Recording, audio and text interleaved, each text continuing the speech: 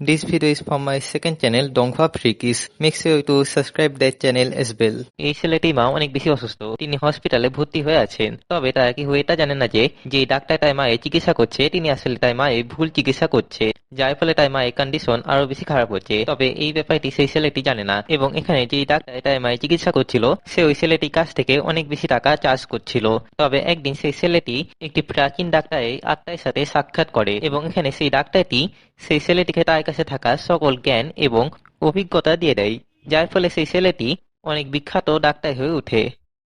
তো এখানে আমাদের গল্পের হিরো উ ফ্যান একটি বাস স্ট্যান্ডে দাঁড়িয়েছিল। এখানে সে অনেক বেশি টেনশনে ছিল কারণ তার মা অনেক বেশি অসুস্থ এবং তিনি হসপিটালাইজ হয়ে আছেন। এখানে ডাক্তার বলেছিল তার মাকে বাঁচাতে হলে একটি সার্জারি করাতে হবে। তবে সেই সার্জারির জন্য 50K রুপিস দরকার ছিল এবং তারা যেহেতু মিডিল ক্লাস ফ্যামিলি ছিল এই জন্য তাদের কাছে এত বেশি অ্যামাউন্টে টাকা ছিল না। অন্যদিকে আমরা একটি মেয়েকে দেখি যে গাড়িতে বসেছিল। এখানে সে কাউর ফোন ইগনোর করছিল। এখানে উ ফ্যান ভাবছিল যে সে এত টাকা থেকে আনবে। তখন তার নজর একটি বাচ্চা মেয়ে দিকে যায় যে রাস্তায় মাঝখানে চলে এসেছিল এবং সেই মেয়েটি গাড়ি সেই বাচ্চাটিকে আঘাত করতে যাচ্ছিল। সেই মুহূর্তে উ ফ্যান নিজের জীবনে তোয়াক্কা না করে সেই মেয়েটিকে বাঁচাতে যায়। তবে এই ফলে তাই অ্যাক্সিডেন্ট হয়ে যায় এবং সে স্লো মোশনে চলে যায়। এখানে তাই গলাতে একটি লকেট ছিল এবং সেই লকেটটি গ্লো করতে থাকে। এরপর সে অন্য একটি ডাইমেনশনে চলে আসে যেখানে তাই একটি প্রাচীন ডাক্তারের আত্মার সাথে দেখা হয় এবং সেই আত্মাটি তাকে বলে যে সে তাই বাহাদুরি এবং ভালো মানসিকতা দেখে খুশি হয়েছে, যার ফলে সে তাকে তাই মেডিকেল নলেজ দিয়ে দেয়, যেটা কি বর্তমানে মেডিকেল নলেজ থেকে অনেক বেশি উন্নত ছিল। এবং তার সাথে সে তাকে তার কম্ফু স্কিলও দিয়ে দেয়, বিকজ ওয়াই নট। তবে এরপর এখানে উ ফ্যাং এর জ্ঞান ফিরে তো সে নিজেকে হসপিটালে আবিষ্কার করে। সে এখানে ভাবছিল যে সে এই মাত্র যেসব এক্সপিরিয়েন্স করলো এগুলো কি শুধুই স্বপ্ন ছিল।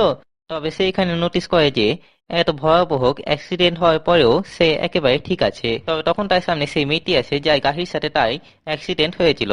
এখানে সেই মেয়েটির নাম ছিল চুচু এবং সে এখানে তাকে বলে যে আসলে তাই গাড়ির সাথেই আও ফ্যাংয়েই অ্যাক্সিডেন্ট হয়েছিল এবং এখানে রিসেন্টলি চুচু তাই ড্রাইভিং লাইসেন্স পেয়েছিল, এই জন্য সে তাই ব্যাপারে কমপ্লেন করতে মানা করে এবং এখানে উ ফ্যানও তাকে চিন্তা করতে মানা করে।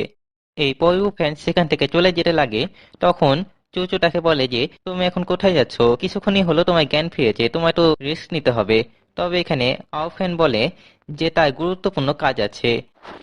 এরপর সে সোজা সেই হসপিটালে চলে যায় যে হসপিটালে তার মা অ্যাডমিট ছিল। এখানে ডক্টর তার মায়ের চিকিৎসা করছিলেন। তবে এখন উফেনের কাছে কিছু স্পেশাল পাওয়ার চলে এসেছে। সে তাই চোখের মাধ্যমে এটা ফিগার আউট করে নেয় যে তাই মায়ের আসলে কোথায় সমস্যা আছে। এখানে আসলে তাই মায়ের ব্রেনে সমস্যা ছিল। তবে এখানে ডাক্তার বলেছিল তাই মায়ের হার্টে প্রবলেম হয়েছে। তো এখানে উফেন তার পকেট থেকে কিছু অ্যাগ্রিপাঞ্চার বের করে, যেগুলো দেখে ডাক্তার একেবারে অবাক হয়ে যায়। সে এখানে তাকে জিজ্ঞাসা করে যে সে কি করছে। ডাক্তার এখানে তাকে তার কাজের মাঝে আসতে মানা করে। তবে এখানে উফ্যান তো কাহুই কথাই শুনে না। সে এখানে সেই অ্যাগ্রিপাঞ্চার গুলো তার মায়ের বডিতে ইনজেক্ট করে দেয়, যার ফলে কিছুক্ষণের মধ্যেই তার মা আস্তে আস্তে সুস্থ হতে থাকে এবং এক পর্যায়ে উনার জ্ঞানও ফিরে যায়। এখানে তার মা অবাক হয়ে বলে, বাবা আমি এখানে কি করছি? আমার শুধু এতটুকুনি মনে আছে যে আমার গুরুতর অসুখ হয়েছে এবং আমি অত সহজে সুস্থ হব না। তবে এখানে আউফ্যান তার মাকে বলে, মা আপনি মোটেও টেনশন করবেন না, আপনার ছেলে আপনাকে বাঁচিয়ে নিয়েছে। তবে এরপর এখানে ডাক্তার হসপিটালে বিল নিয়ে আসে।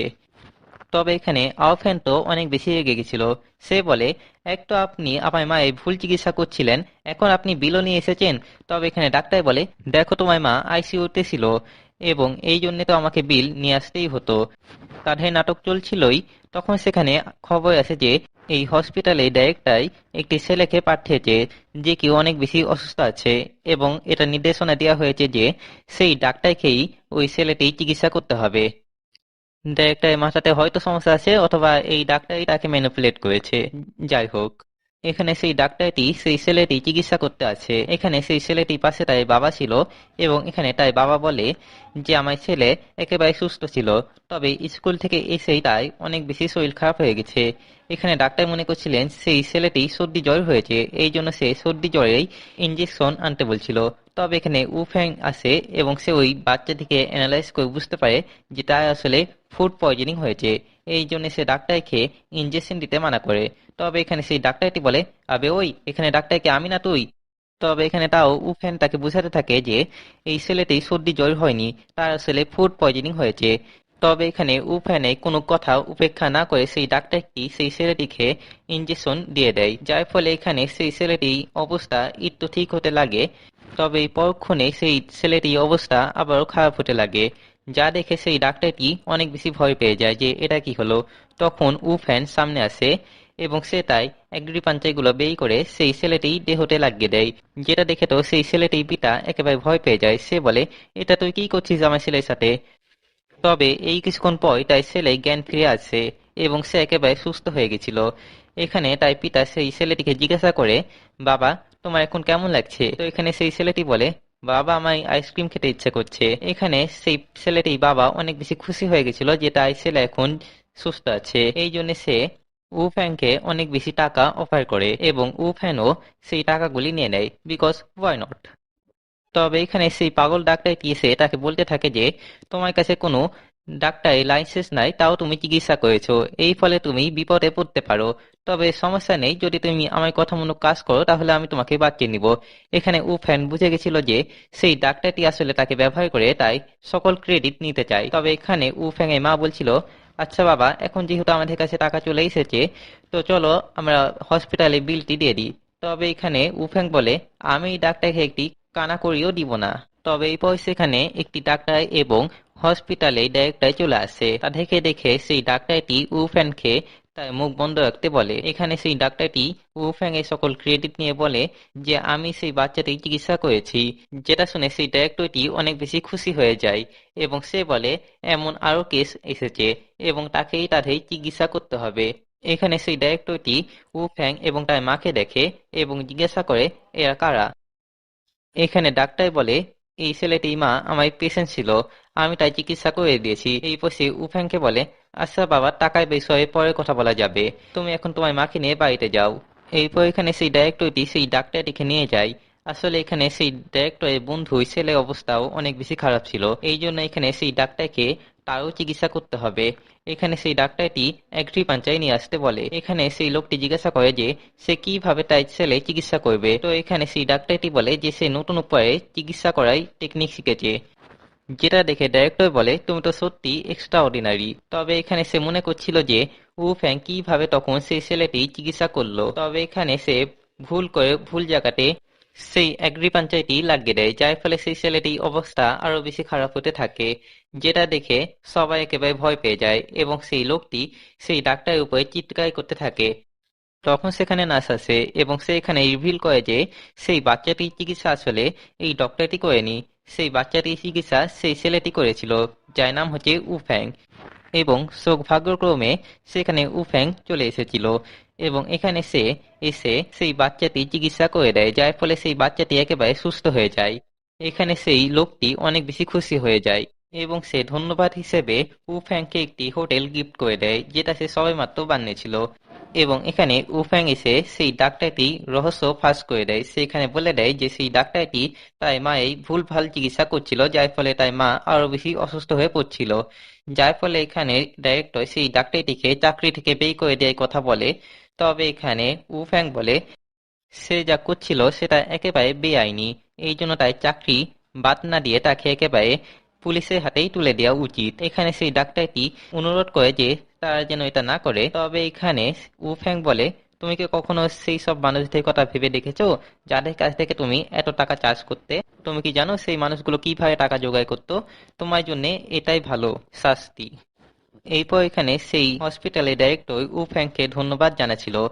সেই ডাইরেক্টরটি আরো জানায় যে যে উফ্যাং কি তাদের হসপিটালে কাজ করতে ইন্টারেস্টেড। এখানে উফ্যাং জানায় যে বর্তমানে তাকে তার মায়ের সেবা যত্ন করতে হবে। এবং এখানে সে আরো জানায় যে আজকে যখন সে ওই বাচ্চাগুলো চিকিৎসা করছিল, তখন সে এটা অনুভব করলো যে এই ইনসিডেন্টটি কোনো কোইন্সিডেন্ট না, বরং কি কেউ জেনে বুঝেই এটা করেছে। এখানে সেই ডাক্তারটি বলে, এটা কি ওই ডাক্তারের কাজ সাজি? তবে এখানে উফ্যাং বলে, না, এটা হতে পারে না, কারণ যদি এটা সেই ডাক্তারই করে থাকতো তো নিশ্চয় সে এটাও জানতো যে সেই বাচ্চাগুলোকে কিভাবে সুস্থ করতে হবে। তবে সে তো এখানে নিজেই জানতো না যে সে কি করছে। যাই হোক, এখানে ডাইরেক্টর বলে দেয় যে তারা এই বিষয়ে ইনভেস্টিগেশন করবে। এরপর এখানে উফ্যাং সেখান থেকে চলে যায় এবং এখানে ডাইরেক্টর ইমিডিয়েটলি একটি মিটিং এ অ্যারেঞ্জমেন্ট করতে বলে। এরপর আমরা এখানে একটি ধনী ছেলেকে দেখি, যে একটি নতুন গাড়ি কিনেছিল তার গার্লফ্রেন্ডের জন্য। এখানে আসলে সে তার গার্লফ্রেন্ডকে প্রপোজ করার সিদ্ধান্ত নিয়েছিল, এবং এটাই সেই ছেলে ছিল যাকে জুজু ইগনোর করছিল। এখানে জুজু কোন রকম তার বয়ফ্রেন্ডের চোখ থেকে বেঁচে সেখান থেকে পালানোর চেষ্টা করছিল। তবে তখন তার সংঘর্ষ উফ্যাং এর সাথে হয়। এখানে উফ্যাং তাকে দেখে বলে, ভাই তুমি প্রথমে তোমার গাড়ি দিয়ে আমার অ্যাক্সিডেন্ট করলা, এখন তুমি আমাকে ধাক্কা মারলা, আমাকে কি আজকে মেরেই ফেলবা নাকি? এখানে জুজু তার কাছে ক্ষমা চাহাই, এবং এখানে তার মাথাতে একটি প্ল্যান আছে। সে এখানে উফ্যাংকে তাই বয়ফ্রেন্ড হয় নাটক করতে বলে। তবে এখানে উফেন বলে, আমার গার্লফ্রেন্ড আছে। তবে তখন সেই ছেলেটি তাদেরকে দেখে ফেলে এবং সে চুচুর সাথে কথা বলতে আসে। তবে এখানে চুচু তাই কোনো কথাতেই পাত্তা দিছিল না। এখানে সেই ধনী ছেলেটি বিভিন্নভাবে তাকে বুঝাতে থাকে। তবে এখানে চুচু বলে যে, আমার অলরেডি একটি বয়ফ্রেন্ড আছে। তবে এখানে সেই ধনী ছেলেটি বুঝে যায় যে এই ছেলেটি আসলে তাই বয়ফ্রেন্ড হয় নাটক করছে। তবে এখানে উফ্যাং বলে উঠে, তোমার কোন দিক থেকে মনে হয় যে আমি নাটক করছি? এখানে সেই ছেলেটি বলে, দেখো তুমি এই মতো ছোট লোকের সাথে মোটেও সুখী থাকবে না। আমাকে দেখো, আমার কাছে কত টাকা আছে, এই ফকিন্নি কি তোমাকে এত সুন্দর গাড়ি গিফট করতে পারবে? তবে এখানে উফেং বলে, তোমার কি চুচুকে দেখে কি গোল্ড ডিগার মনে হয় যে সে টাকার পিছনে দৌড়াবে? তবে এখানে সেই ছেলেটি চুচুকে ম্যানুপুলেট করতে থাকে যে, দেখো যখনই আমি শুনেছিলাম তোমার গাড়ি অ্যাক্সিডেন্ট হয়েছে, তখনই আমি তোমার জন্য একটি নতুন গাড়ি কিনে নিয়ে এসেছি। তবে এখানে উফ্যাং তার স্পেশাল আইয়ের মাধ্যমে তার পকেটে একটি রুমাল দেখতে পায়, এবং সে ওই রুমালটি বের করে। তো সেখানে একটি লিপস্টিকের দাগ লেগেছিল। সেই ছেলেটি ব্যাখ্যা দিয়ে চেষ্টা করে যে, আমার বন্ধু এই জামাটি পরেছিল, হতে পারে এটা তাই গার্লফ্রেন্ড এই লিপস্টিক। তবে এই বয়সে তার পকেট থেকে একটি ওষুধ বের করে, এবং এখানে উফ্যাং বলে, এই ওষুধটি তো সাধারণত বৃদ্ধ মানুষরা খায়, অথবা তারা যাদের শরীরে এনার্জি অনেক কম থাকে। এই মানে কি এটা প্রমাণিত হলো যে তুমি একটি বৃদ্ধ মানুষ? এইসব দেখে চুচু রেগে যায় এবং সে তাকে রিজেক্ট করে চলে যায়। এই সবের ফলে সেই ছেলেটি অনেক বেশি রাগ হয় এবং সে উফ্যাংকে মারতে যায়। তবে এখানে উফ্যাং তাই কাম্ফু স্কিলের মাধ্যমে তাকে লাথি মারে, যার ফলে সে উড়ে গিয়ে সেই গাড়িতে গিয়ে পড়ে। এবং এখানে চুচু উফ্যাংকে ধন্যবাদ জানাচ্ছিল। তবে এখানে সে এটা জানতে চাইছিল যে সে কিভাবে সেই জিনিসগুলোর ব্যাপারে জানতে পারলো। সে কি মানুষের কাপড়ের ভিতরে দেখতে পারে? এই কথাটি ভেবে চুচু অনেক বেশি লজ্জিত হয়ে যায়। তবে এখানে আওফ্যাং বলে যে সে আসলে একটি ডাক্তার, এবং সে মানুষের বডি দেখে অ্যাবনর্মাল অ্যাক্টিভিটি লক্ষ্য করতে পারে। তো এনিওয়ে, এখানে আওফ্যাং চলে যায় এবং এখানে চুচু তাকে বিদায় জানায়। এবং এখানে আওফ্যাং একটি ওষুধের দোকানে আসে। এখানে সে দোকানদারকে কিছু ওষুধের কথা বলে, এবং এখানে দোকানদার তার কথা মতো সেই ওষুধগুলো সেখানে নিয়েও আসে। তবে সেই ওষুধগুলোর দাম অনেক বেশি ছিল, যেটা শুনে আওফ্যাং বলে, আমি তো অত বেশি টাকা নিয়ে আসিনি। তো এখানে ডাক্তার তাকে অর্ধেক ওষুধ নিয়ে যেতে বলে। তবে এখানে আওফ্যাং বলে যে তার পুরো ওষুধই লাগবে। তো এখানে ডাক্তার তাকে এক্সপায়ার হয়ে যাওয়া ওষুধ নিতে পারে। তবে এখানে উফ্যাং সেটার জন্য রাজি হচ্ছিল না, যার ফলে এখানে সেই দোকানদারটি বিরক্ত হয়ে যায়। তো এখানে উফেন একটি মনিটরের সামনে আছে, যে মনিটরে একটি প্রাচীন ওষুধের রেসিপি দেওয়া ছিল, তবে সেটা ইনকমপ্লিট ছিল। এখানে যে ওই রেসিপিটি কমপ্লিট করতে পারবে তাকে 50k রুপিস দেওয়া হবে। তো এখানে উফেন সেই রেসিপিটি কমপ্লিট করার চেষ্টা করে, তবে সে ট্যাবলেট হাতে নিতেই সেই লোকটি তার কাছে এসে বলে, তুমি এটা কি করছো, ফাজলাম পেয়েছো নাকি? তবে এখানে উফেন জানায় যে সে ওই রেসিপিটি কমপ্লিট করছিল। তবে এখানে সেই লোকটি বলে যে, এই আগে অনেক দার্শনিক এবং জ্ঞানী মানুষ এটা কমপ্লিট করার চেষ্টা করেছে, তবে এই রেসিপিটি অনেক বেশি প্রাচীন, এই জন্য কি হই জানে না যে এখানে কোন ইনগ্রিডিয়েন্টস বসবে।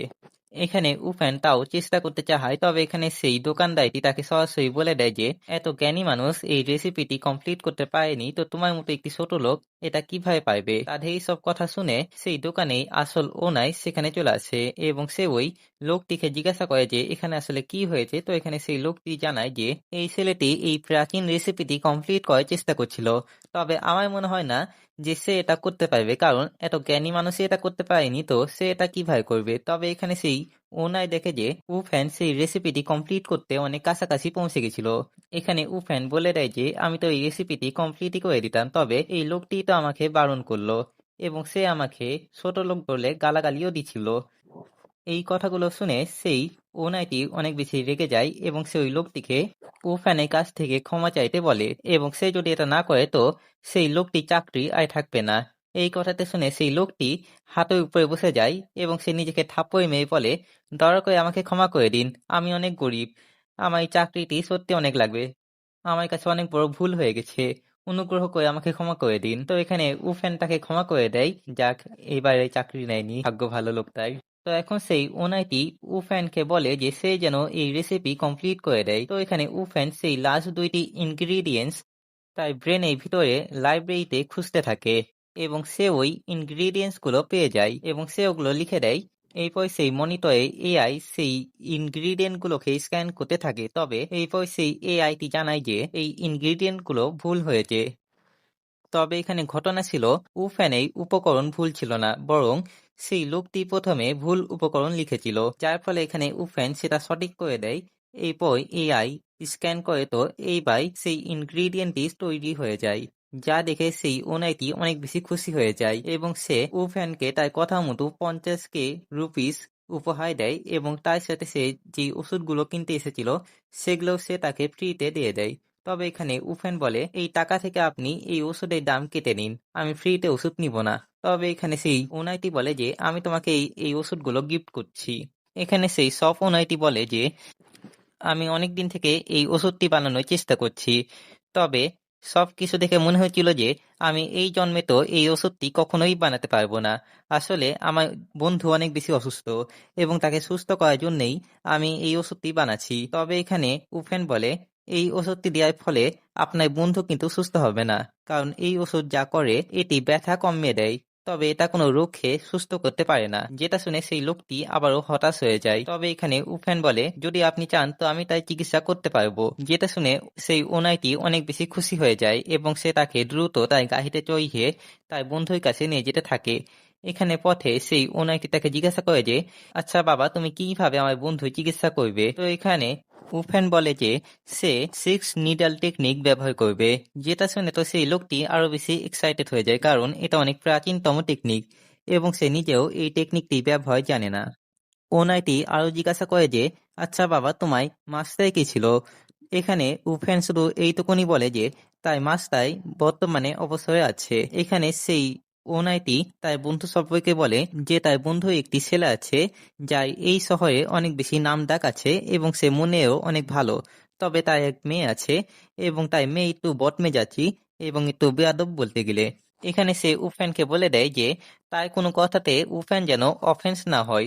তবে এইসব কথার মাঝে সেই লোকটি ড্রাইভিং এর প্রতি তেমন কোনো মনোযোগ দিচ্ছিল না, যার ফলে তাদের অ্যাক্সিডেন্ট হতে চলেছিল। তবে এখানে উফেন তা থেকে বাঁচিয়ে নেয়। এরপর তারা সেই ওনারের বন্ধুর বাড়িতে পৌঁছায়, যেখানে তাদের সেই ওনারের বন্ধুই ছেলের সাথে দেখা হয় এবং এখানে সেই ছেলেটি ওনারকে দেখে বলে যে দাদু, আপনি কি সেই ফর্মুলাটি বানিয়ে নিয়েছেন যেটার মাধ্যমে আমার পিতা সুস্থ হতে পারবে? তবে এখানে সেই ওনারটি বলে, না বাবা, সেই ফর্মুলার মাধ্যমেও তোমার পিতা সুস্থ হতে পারবে না, এই জন্য আমি ইনাকে নিয়ে এসেছি। তার বয়সের দিকে যেও না, কিন্তু সে কিন্তু অনেক ট্যালেন্টেড একটা ডাক্তার। যেটা শুনে তো সেই ছেলেটি অনেক বেশি খুশি হয়ে যায় এবং সে তা দেখে তার পিতার রুমে নিয়ে যায়। এখানে তার পিতা অজ্ঞান অবস্থায় ছিল, বলতে গেলে তিনি কোমাতে ছিলেন। তবে এই আগে উফেন সেই লোকটিকে পর্যবেক্ষণ করত, সেখানে সেই লোকেই মেয়ে চলে আসে, যে কি তার সাথে একটি ডাক্তারকে নিয়ে এসেছিল।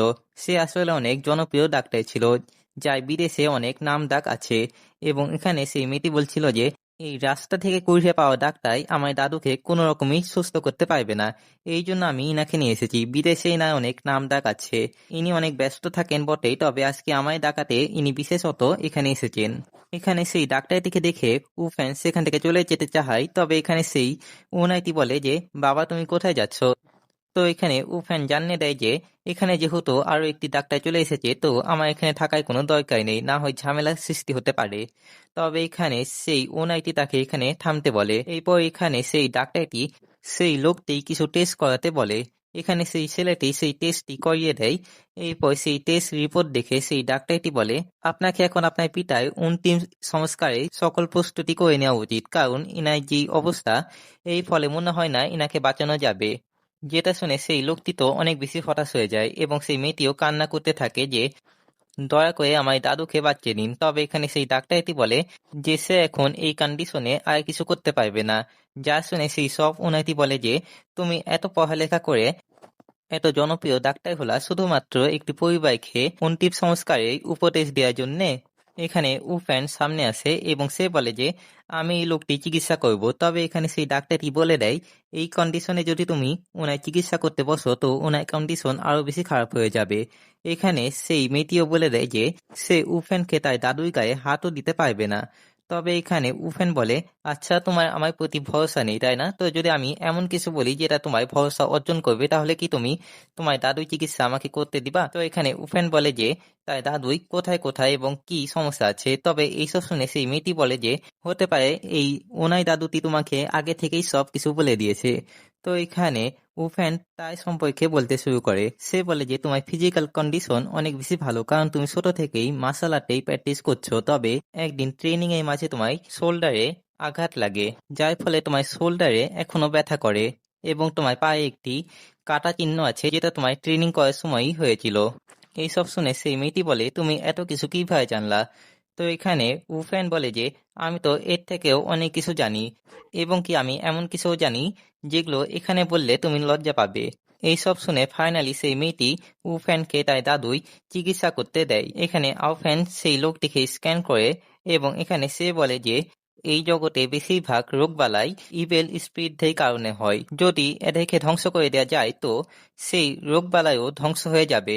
এই জন্য আজকে আমি 9 সোল রিভাইভিং টেকনিকের মাধ্যমে সেই স্পিরিট থেকে ধ্বংস করে দিব। তবে সেই টেকনিকটি একা যথেষ্ট হবে না সেই লোকটিকে বাঁচানোর জন্য। তো এরপর এখানে উফেন তার চিকিৎসা শুরু করে। সে এখানে তার নিডলস বের করে সেই লোকটি দেহতে লাগিয়ে দেয়, যেটা দেখে সেই ওনাইটি অনেক বেশি এক্সাইটেড হয়ে যায় এবং এখানে সেই ইভিল স্পিরিটটি সেই লোকটির শরীর থেকে বের হয়ে আছে, যেটাকে শুধুমাত্র উফেনই দেখতে পাচ্ছিল।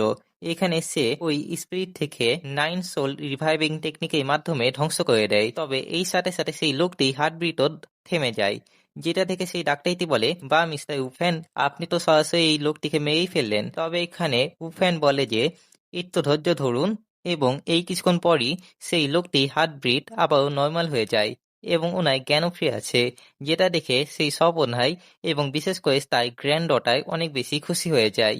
এবং ভাই এখানে সেই ডাক্তারটি তো একেবারে হতবাক হয়ে যায়।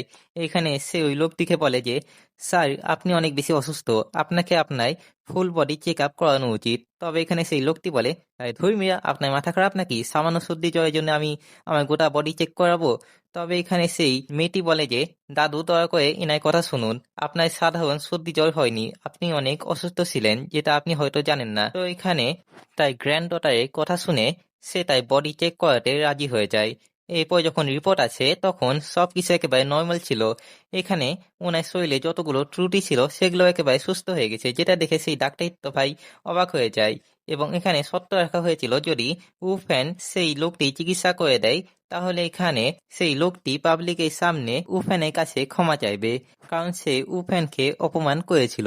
এখানে সেই ডাক্তারটি বলে আমি কালকে একটি নিউজ চ্যানেলে গিয়ে আপনার কাছে ক্ষমা চাইবো লাইভে এসে। এখানে সেই সব ওনাইটি উফেনের স্কিল দেখে এত বেশি ইমপ্রেস হয়ে গেছিল যে সে উফেনকে তাই মাস্টার হতে বলে। তবে এখানে উফেন বলে দাদু আপনি আমার থেকে বয়সে অনেক বেশি বড়, এই জন্য আমি আপনাকে আমার শিষ্য বানাতে পারবো না। তবে হ্যাঁ যদি আপনি আমার কাছ থেকে কোনো টেকনিক শিখতে চান তো আমি তা আপনাকে অবশ্যই শিখাবো। তো এখানে সেই স্বপনাইটি বলে আমার অনেক শখ 6 নিডল টেকনিক শিখায়। আমি যখন আমার মাস্টারের কাছে ট্রেনিং নিতাম তখন আমি এই টেকনিকের ব্যাপারে জেনেছিলাম। আমি আমার মাস্টারকে এই টেকনিকটি শেখানোর কথা বলেছিলাম, তবে সেই টেকনিকটি এত বেশি কঠিন যে আমার মাস্টারও সেটা আমাকে শেখাতে পেরেছিল না। তবে এখন সে এই টেকনিকটি শিখতে চায়। এবং বন্ধুরা এই সাথে আমাদের এই আজকের গল্প শেষ হয়ে যায়। আশা করি আপনাদের এই ভিডিওটি ভালো লেগেছে। যদি ভালো লেগে থাকে তাহলে লাইক করবেন, শেয়ার করবেন এবং চ্যানেলে নতুন হয়ে থাকলে সাবস্ক্রাইব করে পাশে থাকা বেল আইকনটি অন করে দিবেন। দেখা হচ্ছে পরে, বাই, আল্লাহ হাফিজ।